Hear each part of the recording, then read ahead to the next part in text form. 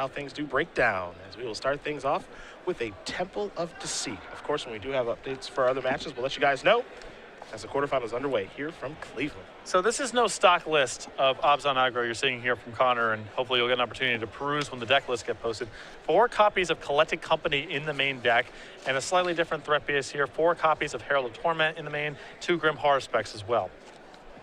I'm sure he's probably caught some players off guard with the Bestow on Herald of Torment or unmorphing your favorite morph, old Horror specs. Here's a Warden of the First Tree. Collected Company mid-combat for Grim Horror specs when a lot of trading's going on. Oh yeah, boy. I'm sure he's got some real stories this weekend for that card. Temple of Silence. A little scry action there for Connor. Fabiano. Gonna sacrifice his blue to Delta. Island or a swamp on the way. Of course, Gerard will not be caught off guard by this, as deck lists are public in the top 8.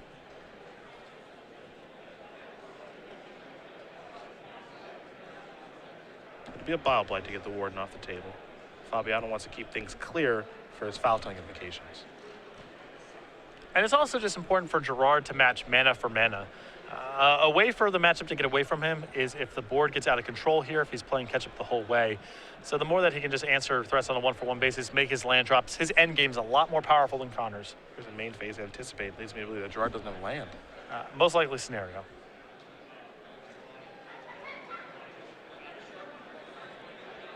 Play a swamp. And now a Thoughtseize. Get a good look at Connor's hand. Collected Company, Herald of Torment, 2 copies of Dromoka's Command, and the Grim Horror specs. Pretty good news for Gerard to see this kind of hand, because Dromoka's Command, potent in a variety of matchups. As for Dragons, is not one of them. It's almost like a virtual mulligan to 5 here. I mean, Dromoka's Command does very, very little against this deck. Collected Company looks like the card Fabiano's going to select. Perhaps he's got removal spells for these other 2 creatures. Perhaps playing towards Crux of Fate. Go back Connor's way. Plains the draw.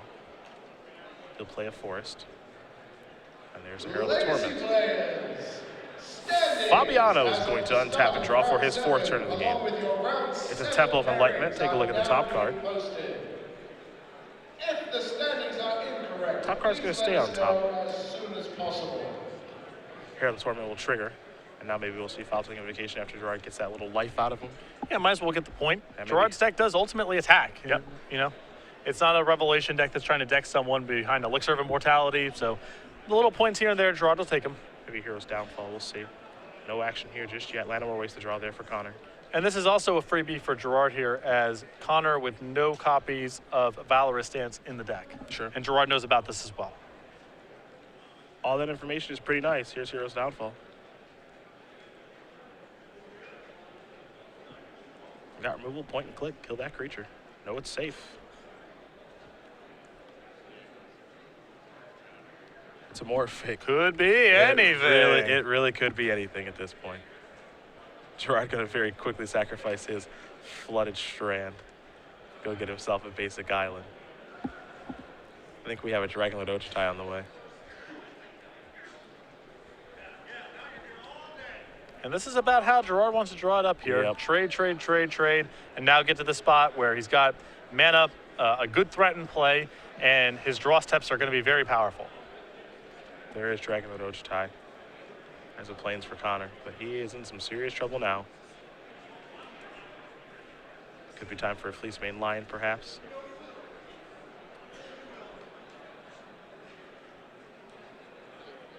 And I think Connor now debating whether or not he's willing to trade his Grim Horror specs and a Dromoka's Command for the Dragonlord Ochitai.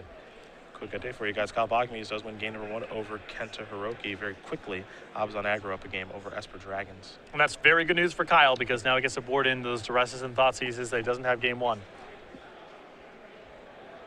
The Horror Specs is going to come into the red zone. Well, excuse me, a Morph. A Morph. A Morph is going to attack. Could literally be anything. Yep. You don't know. That's the point of the mechanic. Right, you don't? You don't know. It is a Grim Horror Specs. Now here's Dromoka's Command. So they'll trade. And quite clearly, Gerard is happy with that trade if he's willing to make it. Exactly. Well, the thing is, Gerard, his hand gets forced because if he doesn't block, then when he goes to attack, Connor has access to the same line of play. So he might as well save himself a couple points of damage and make the block up front. Dig through time. What this is just a bunch of trading by Gerard, and then eventually his card advantage will take over. Exactly, That's and this is, but we've seen this formula from him in Legacy, Modern, and Standard now for well over a year to great success. You get the feeling. Make sure he's got 7 cards there. There we go. Sleeves got a little stuck together. You get the feeling if he has answer to this Fleece main line, he knows Connor's hand is just as Jaroka's command. So at that point, Connor's living off the top of his deck. Gerard's got plenty of cards to work with. It's not a lock for Gerard, but Connor has to get very fortunate to be able to win the game from that spot. Yep. There's a Temple of Deceit, top card. Could become the bottom card. Fabiano, Hero's Downfall, kill your creature, leave you with a Jaroka's command in hand, and make you peel real well. Warren of the first tree isn't a bad start. Well, it's actually maybe Connor's best threat, assuming that he has to draw one individual one and try to win the game with. Fabiano's going to play another Temple. Take a look at the top card. It'll stay on top. And now here's Salamga, the Drifting Death. That's the old roadblock. And I wait for Fabiano to finish off the game. Fleece main line the draw here for Connor.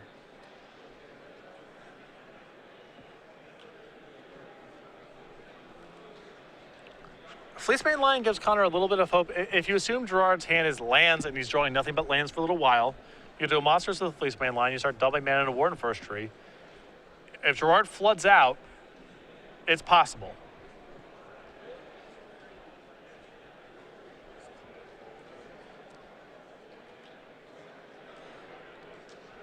I think right now Connor debating, is it better to cast the Fleece main lion or pump the Warden, hope to draw an untapped land, and start going to town? It looks like he's going to go with the latter. Take the Warden to level 2 and hope to peel a land to take it to level 3. Fabiano, dig through time yet again. Take a look at 7 cards, take 2 with him.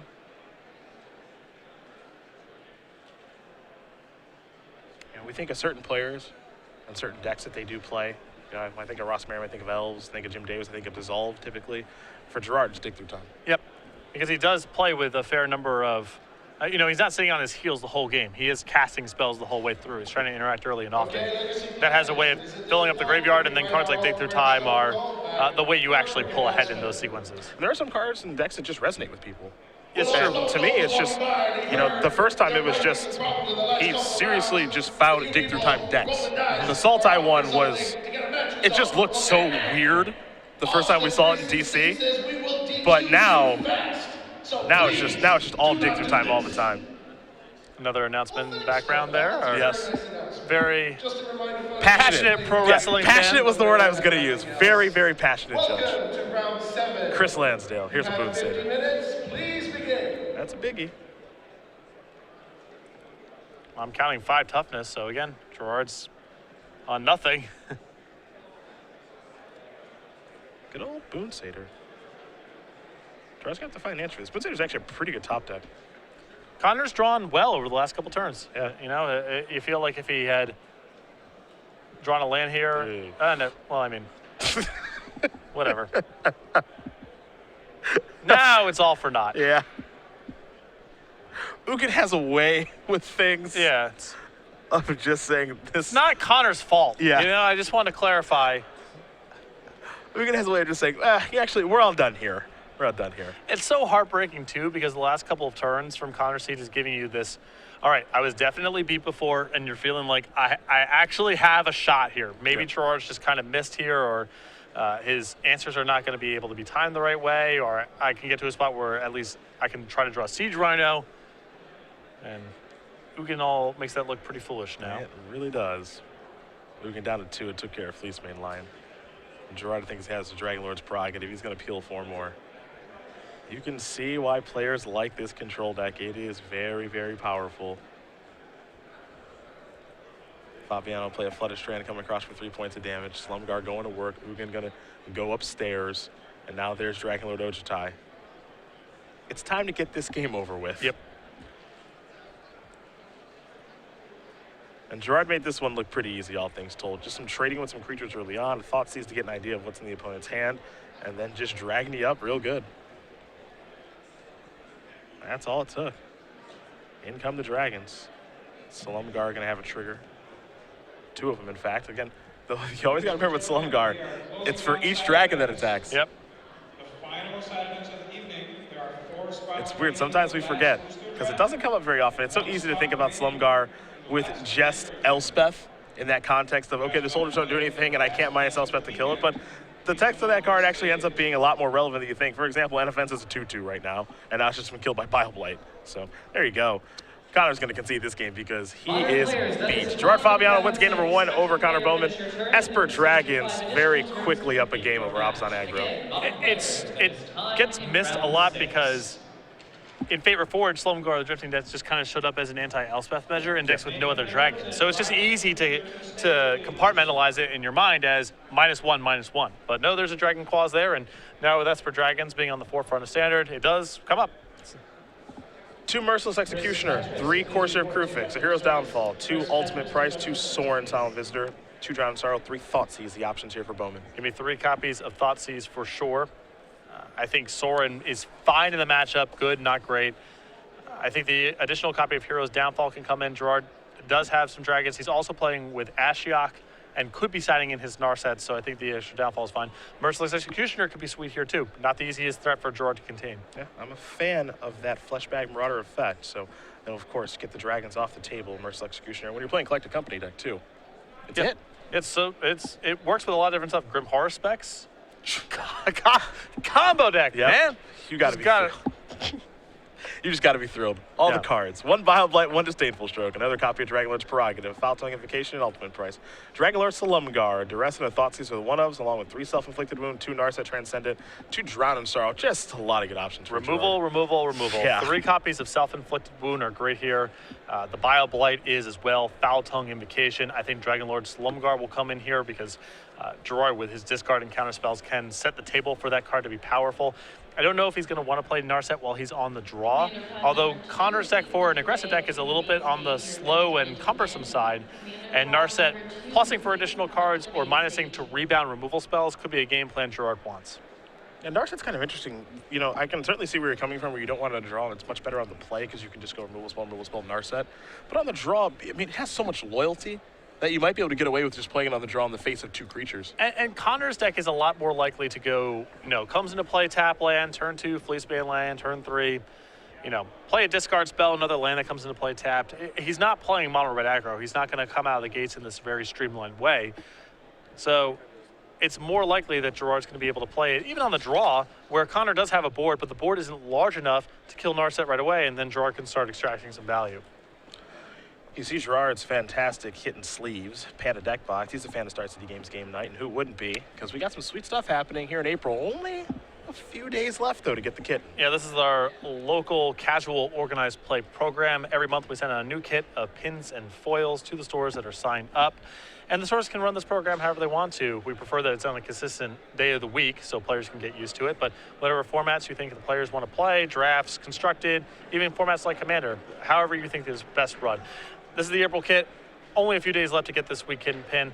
This is the May kit coming up here, which is the B. Too late to get signed up for this kit. But if you want to get signed up for June, where we have the bunny, head over to starcitygames.com/game night for more information. The game night guy. Getting more popular, too. So thanks to all of our players and tournament organizers out there. Tournament organizers out there as well for taking part in the program. I know our recovering sideboard coverage man, Nick Miller, big game night fan. He is. Hoping for the best for Nick. I believe he's scheduled for the Portland show. That's good. Hopefully he's up and at him and can fly again. He had some emergency surgery. Ken Crocker doing an admirable job filling in the sideboard. But we wish you a speedy recovery, man. I miss Nick's dry wit and his love for all things green-white. He does love a green-white deck. The number 1 card on his my top 8 cards was Fleecebane Lion, which I just find to be really funny. It's just, I was pretty sure you liked green and white, but that's number 1. You've been playing Magic forever. I was really hoping it'd be something like Adrian Brushhopper. Yeah, what's another good green-white choice? Man, Armadillo Cloak. There you go. Noble Panther. Nice. That's the one green-white card I couldn't afford when I was a kid. Aura Mutation. Never really liked that card all that much. I could see Glory or Genesis, those incarnations back in the day. Handherd Brush Hopper. Yeah. That card has dealt me a lot of constructed losses over the years. That card, Tell you what. that card was released was busted. It was so good. I remember people couldn't believe that they would print a card like that. Yeah. I don't think it would be able to hang the same way in Modern Magic. Not Be quite. good against some control decks, probably, but it would not be the same thing it was back in the day. Yeah. The Madness Enabler, Android Brush Hopper. Llanowar Knight. 2/2 Pro Black, Odyssey. Dang. Yeah. Didn't even really play competitive Magic then. Just the brain is at work. Fabiano at 21 with Dismal Backwater. Probably some doozies from Mirage Block I'm forgetting. Some real stinkers. Some stankers. Jasmine Boreal. Hey. I think Zebra, there's some sort of Zebra that's not very good. That's what Twitter's for. They probably know. Warren of the first tree here for Connor.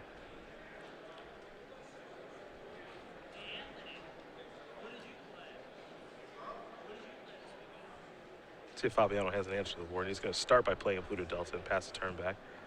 Bowman will draw another copy of the Warden. Has a Windswept Teeth and Llanowar Waste in hand.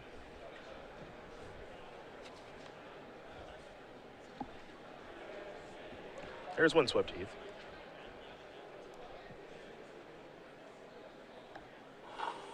In comes the Warden. We'll see if there will be an activation. Connor going to sacrifice his Windswept Teeth. And Gerard says, I have a response. I'd like to sacrifice my Pluto Delta. Swampert Island on the way. So I like this pump here a lot from Connor because he has another Warden in his hand and he has to be worried about Bioblight.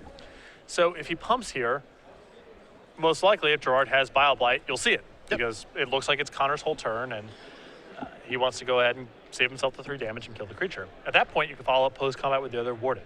If Gerard doesn't do anything, well, you can still cast your Warden because it doesn't appear as though he has Bioblight.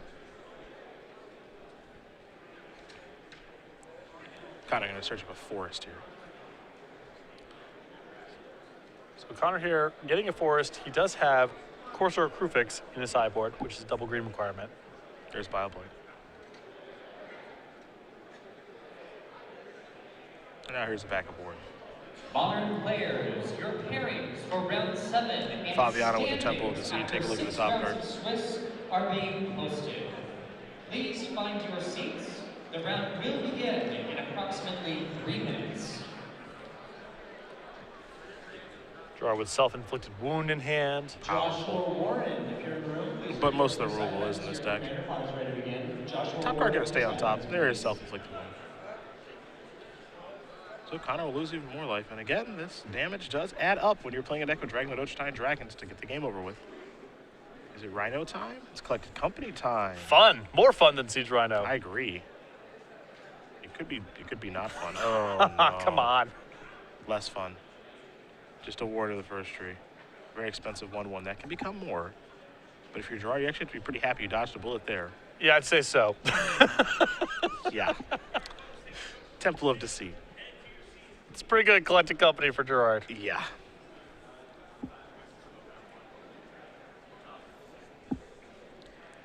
And there's 26, sorry, excuse me, no copies of Siege Rhino count. So 22 hits in Connor's deck. Maybe a few more after sideboard? Well, he has Courser Crufix. If anything, it's possibly less. Okay. And Merciless Executioner doesn't count as a hit. That would be a tough hit. Wah, wah. Yep. Another self-inflicted wound.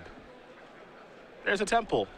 And what's really telling about Gerard's sideboards, they're always chock full of one-ofs. And a lot of these cards do duty in multiple matchups. So when Gerard has a narrow sideboard card that he has a bunch of, it feels because he really needs to address the matchup or because the card's so good when it's good that he's worth having sideboard slots that are a little bit more narrow. 3 copies of Self-Inflicted Wound in his sideboard. Here's Dig Through Time. Just knows he's going to play against a lot of Siege Rhino decks. He knows it's going to be excellent when he plays against them. He'll take a look at 7 cards. And he is getting paid off right now. Yeah. Yeah, sometimes at Open Series events, certain players sign certain cards. I know, given your Twitter handle, you've signed a lot of Basic Mountains in your day. If you run into Gerard, yeah, that's the guy who should be signing Dig Through Time. Games of Magic should be determined by... Nobody really does it better right now. Yeah. Games of Magic. Games of Magic. Here's an Executioner in hand. It's ready for a dragon. Any of the following things: rolling dice, Flipping coins. Revealing the top card of your deck after your I guess a match Fleece is main line would be a complete. decent play. Yep. I mean, it gives Connor something to do. Playing He can't. I think he was trying to see if he could wait until 7 mana, but Gerard's got so many different responses. I think you just gotta cast it. I think so too. There's Dragon Lord Salimgar. Yeah, Connor was expecting his creature to die. It's completely understandable. Yep, there's Merciless Executioner. Boom. That's the big finish. Here comes Fleeceman Lion. You have 50 minutes to complete your match, and you may begin play. Good luck. I believe it was Dragon Lord Ojutai was the draw. I believe. Yep. That's that sinking feeling. Here's Boon Satyr. Okay. I mean, Connor has an attack this turn. Yeah. If Gerard has nothing, he's got a good attack. Well, as Gerard showed in the last game, he was more than happy to just say, all right, I'll just block your creature. You know, I'll just trade. I'll just keep trading. You might see that again. He may have to, but it's a little bit hairier than it was last game where he was running Connor completely out of resources. Fleeceman Lion, I believe, is going to go monstrous. Yep. This is just, it just feels like a repeat of game one. Yeah, and Gerard's got so many edicts post-board between Foul Tongue Invocation and Self-Inflicted Wound that a monstrous Fleece main line is not going to be much of a problem. Yeah. Reveal a dragon. It's another Dragon Lord Ojutai. Okay. Gain 4 life, yeah. I can't remember who, oh my goodness. I dig through time here. I can't remember who wrote that someone wrote an article this week. I can't remember. It escaped me the person. They basically said, when you beat someone with Esper Dragons, you beat them with Esper Dragons. We've had Gerard play some very close matches on camera, but this has not been one of them. Yeah. It just looks like what you're doing at times is so much better than what your opponent is doing. Every card that Gerard has cast has been, whew, there's okay. Pick a card. 3 dragons, your choice. Pick a card. Ugin, Dragon Lord Slumguard, Dragon Lord Ojutai. For the sake of this game, can we make it Hymnotorak? I guess it's probably Ugin here. Yeah. Yeah. But, you know. I'm going to go Dragon okay. Lord Slumgar. Is there another discard spell I'm hoping for Connor? I'm pulling for you, Connor. I am. There's a Siege Rhino. Okay, so stands the reason why he would take the Control Magic Dragon. He's still got to get through Ugin. Yes. Unable to do that last game. Not sure if he's going to be able to do it this game. Dragon Lord Ojutai is what Gerard will go with. And Self-Inflicted Wound. We'll take care of that. Pass the turn back. Quick update for you guys. Kyle Bakamis did win his match. Abzan aggro in his hands. Did defeat Kenta Hiroki playing Esper Dragons, 2-0. Kyle being on the play there probably mattered a lot. So I will say that I think on that Thoughtseize, Connor needs to take the Ugin, cast Siege Rhino, because Gerard, there is some risk with him playing Dragon Lord Salumgar, because Connor could rip a removal spell and suddenly it's a game. Yeah. Whereas Ugin, I just don't think he can beat. I don't think he can ever beat this card. Right. Yeah.